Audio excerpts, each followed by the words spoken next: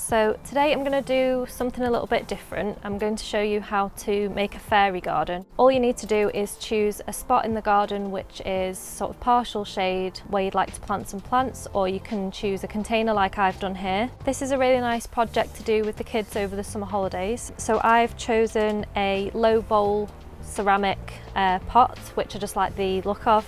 I've filled it with multi-purpose compost and quite a lot of grit because I'm going to use succulent plants to make my fairy garden. So I've put quite a lot of grit in there just to make sure that it's really well drained and they're not going to get waterlogged. All I'm going to do is have a go at arranging them until I like the way they look, and then plant them up, and then I can add some little accessories afterwards to turn it into a fairy garden.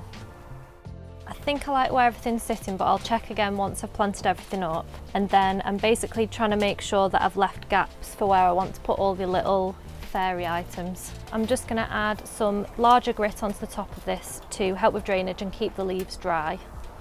Okay, and now I'm just going to add my little fairy decorations, and these are just from a local hobby or craft shop.